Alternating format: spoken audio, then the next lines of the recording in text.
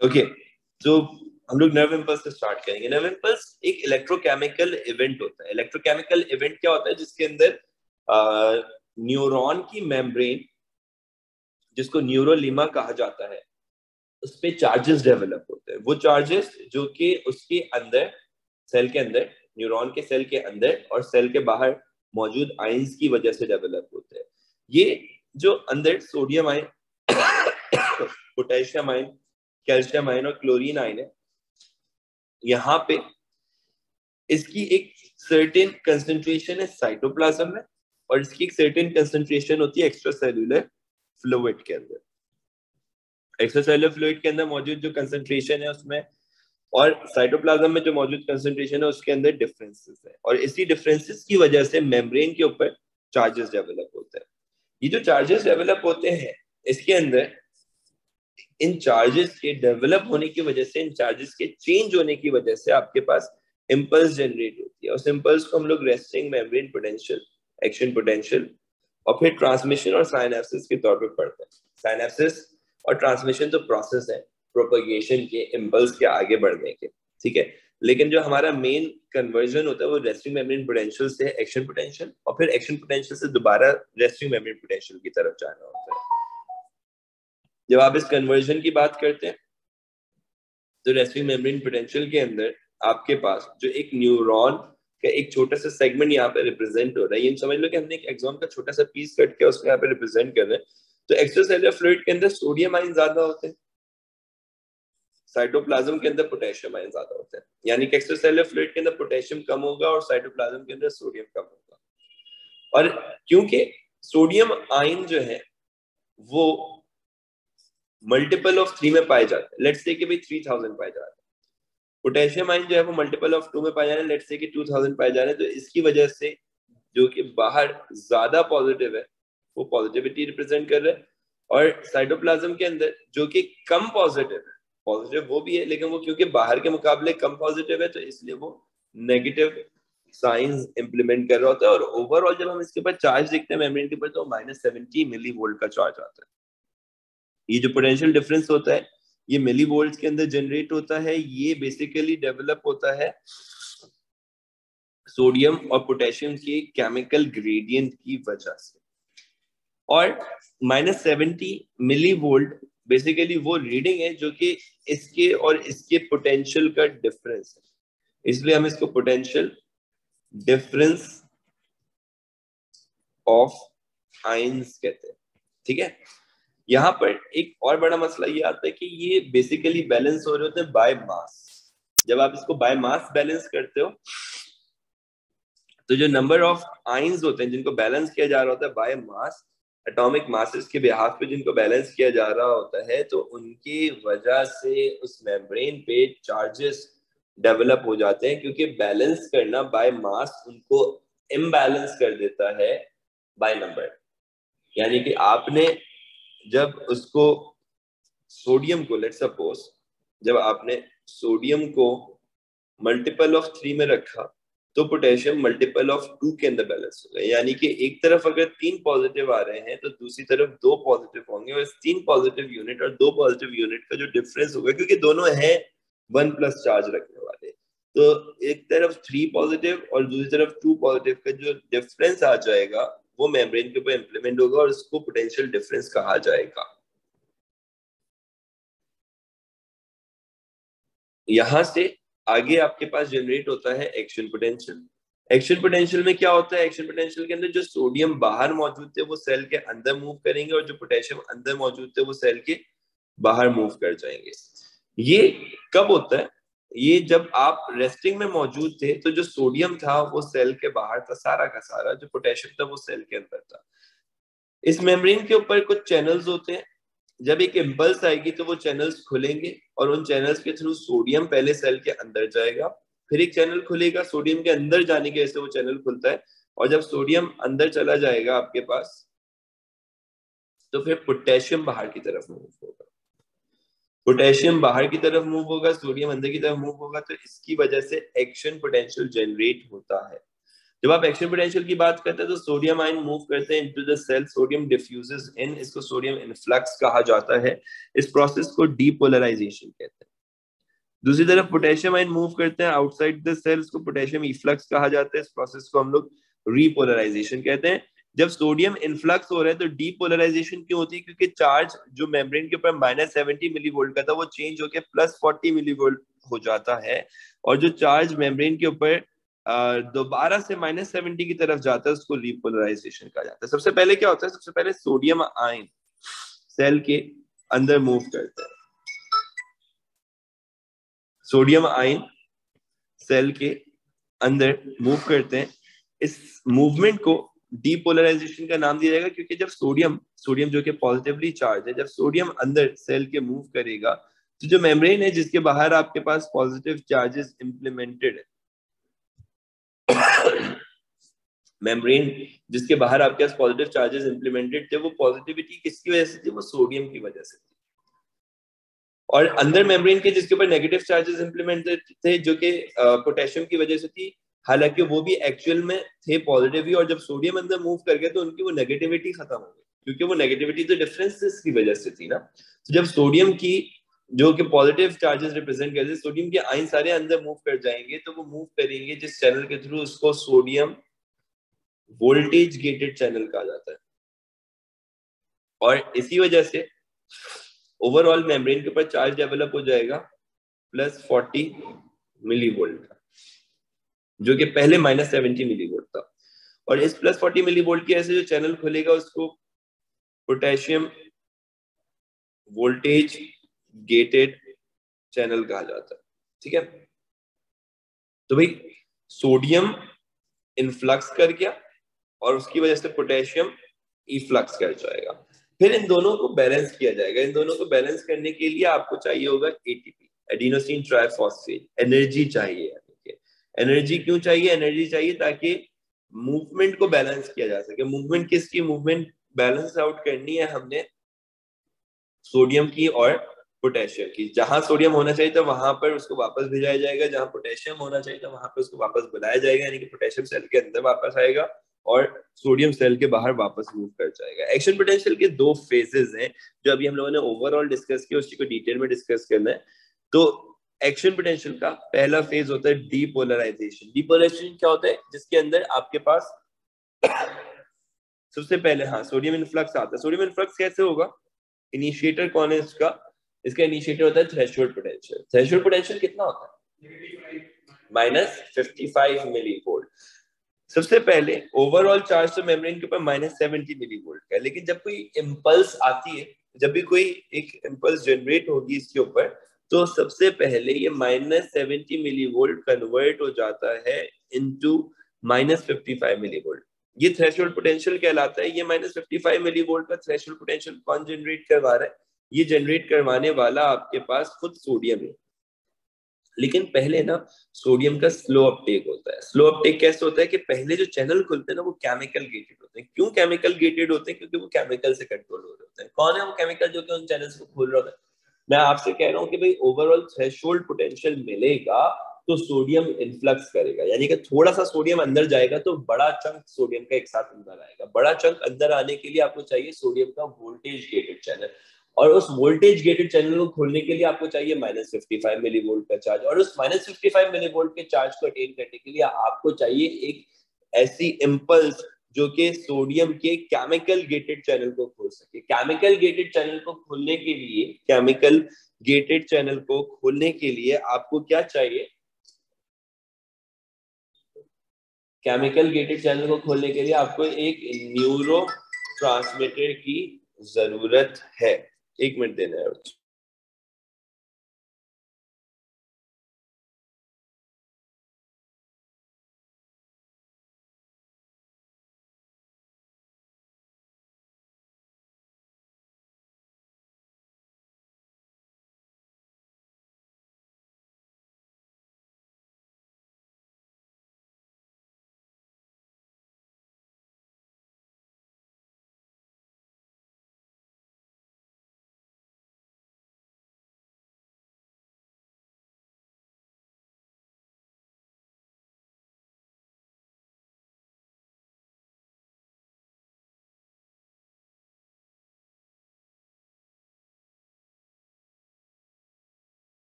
अच्छा भाई, तो देखो ये सारा ना सिक्वेंशियली चलने वाला मामला है। सबसे पहले आपके पास आता है डीपोलराइजेशन के लिए एक इम्पल्स।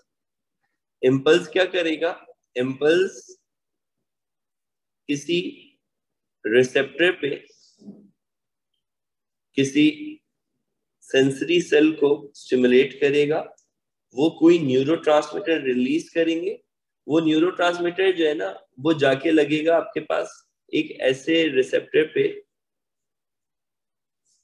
वो न्यूरोट्रांसमीटर जाके लगेगा एक ऐसे रिसेप्टर पे जिसके साथ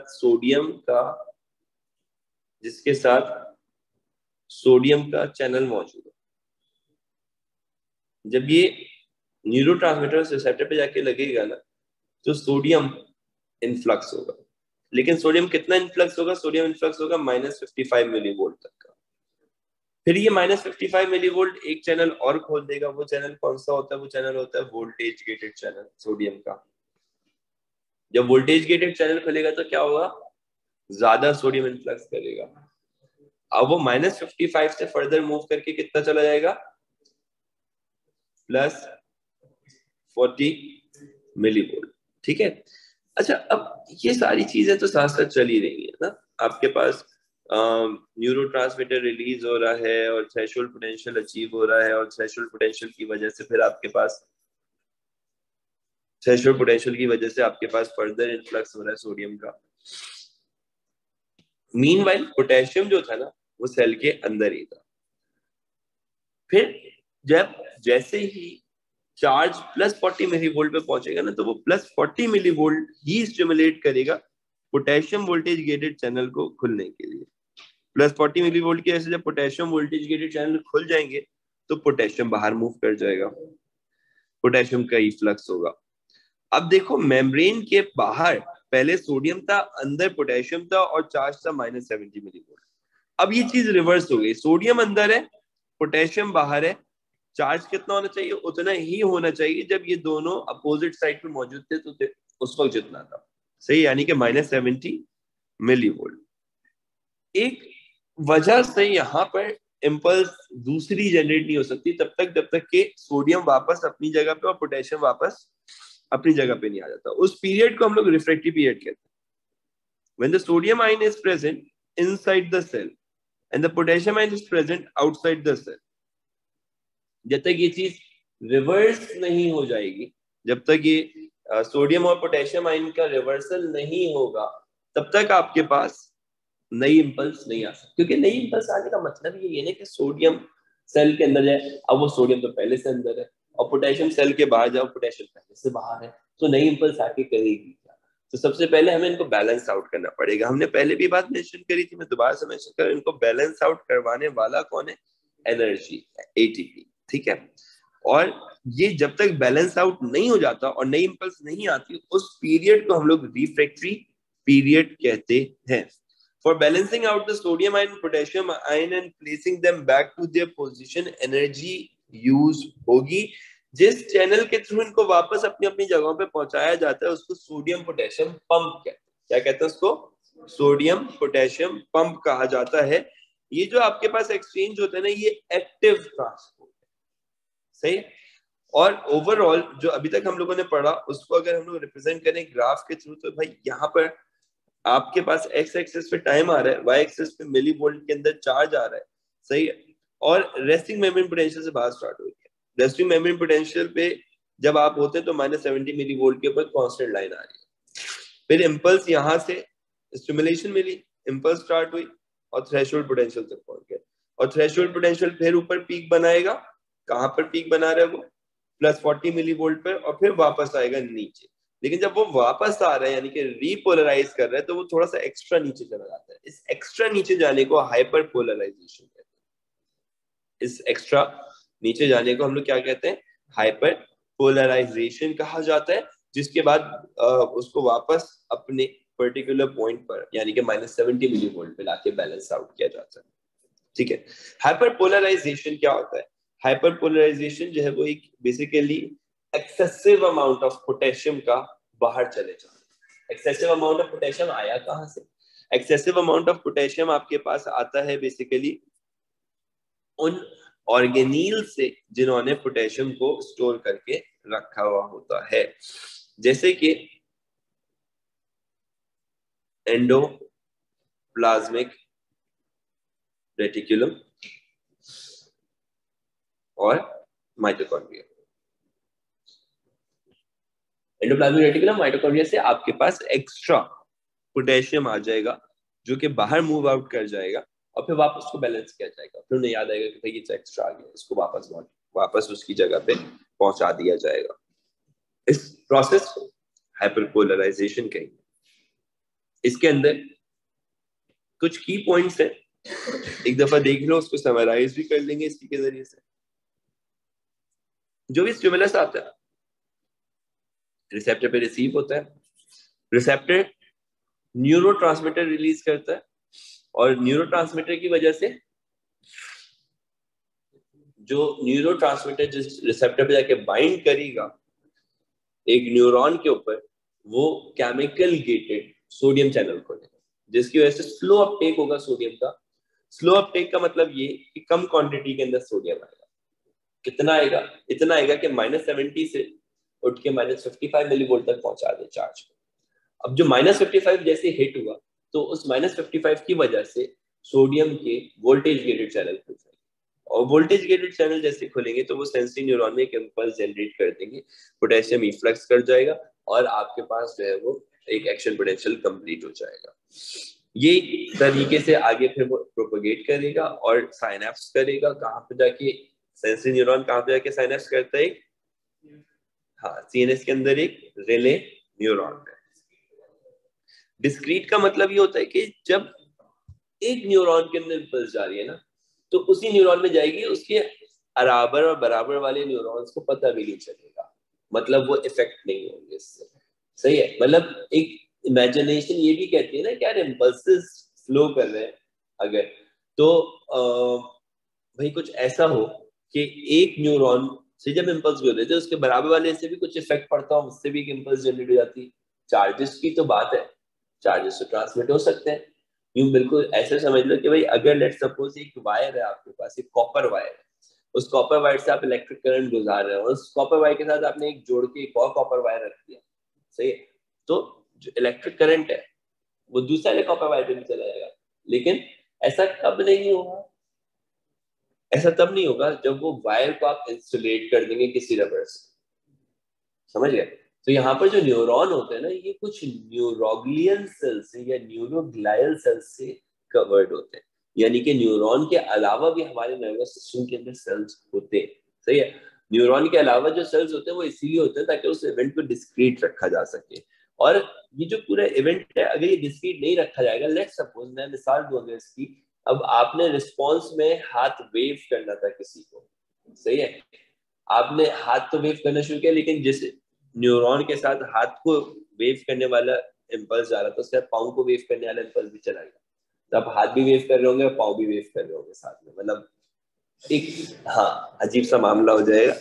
तो इस वजह से क्या होता है कि जिस न्यूरॉन को स्टिमुलेट करना है वही न्यूरॉन स्टिमुलेट होगा, उसके अलावा कोई दूसरा न्यूरॉन स्टिमुलेट नहीं होगा। अच्छा, जब एक न्यूरॉन एक इम्पल्स को ट्रेवल करवाते हैं ना अपने अंदर से, तो वो बहुत कम टाइम के अंदर होते हैं पूरे, मतलब आप ये समझ लीजिए कि जो फास्टेस्ट रिस्पॉन्स है ना हमारी बॉडी का, वो है 0.1 सेकेंड के अंदर एक इम्पल्स का स्टार्ट होना, एक ऑर्गन तक जाना और एक ऑर्गन का रिस्पॉन्स दे देना। आपके पास ब्लिंकिंग ऑफ आई का पूरा इवेंट 0.1 सेकेंड के अंदर हो रहा है। आंख में अगर रोशनी पड़ेगी और आंख ब्लिंक कर जाए, रोशनी पड़ने से लेके उस इम्पल्स का सीएनएस तक जाना, सीएनएस पर जाने के बाद इस चीज का रिस्पॉन्स जनरेट करना, क्या ब्लिंक करनी है, और रिस्पॉन्स जनरेट करने के लिए वहां से इम्पल्स का निकल के एक पर्टिकुलर आईलिड के मसल को सप्लाई करना और फिर मसल का कॉन्ट्रैक्ट करना, ये सारा काम एक 0.1 सेकेंड के टाइम पीरियड के अंदर हो रहा है। तो अब आप सोच सकते हैं कि इम्पल्सेस कितनी तेजी से ट्रेवल करती है, फास्ट ट्रेवल करती है, सही है। ये आपके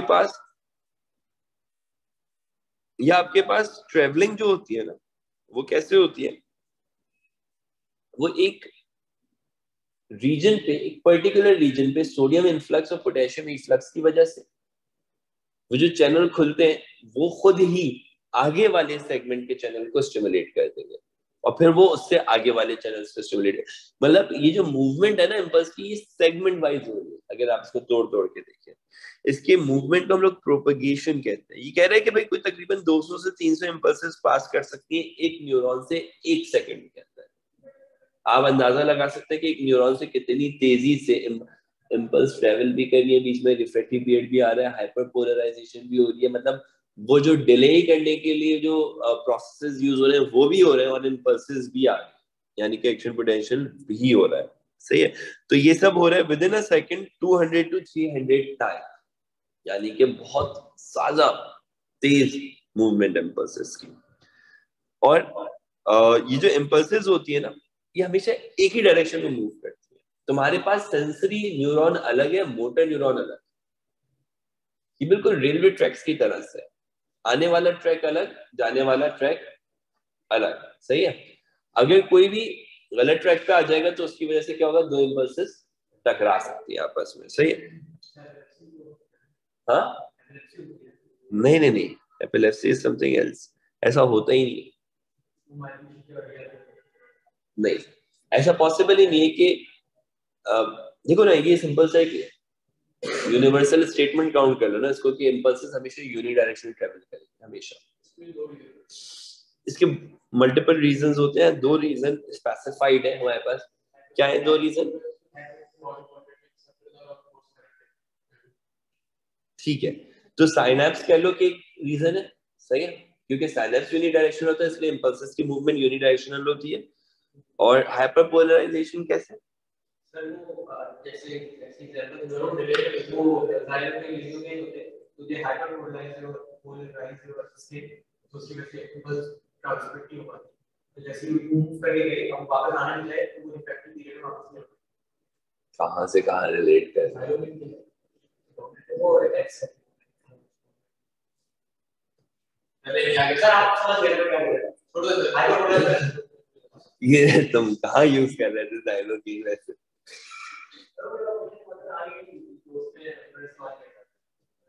तुम्हें अभी तक याद है डायलॉग? अच्छा, ये बड़ा मजाक उड़ाने वाला एक सिनेरियो बनता था जाइलोकेंस। किसी भी चीज को सुन कर सकता है जाइलोकेंस, है ना? चलो आगे आप लोग समझदार है। एक्शन पोटेंशियल की बात करते हैं। एक्शन पोटेंशियल इंफॉर्मेशन कैरी करता है ना? एक्शन तुम लोग ऐसे क्यों देख रहे हो मुझे अभी वाहियात तरीके से?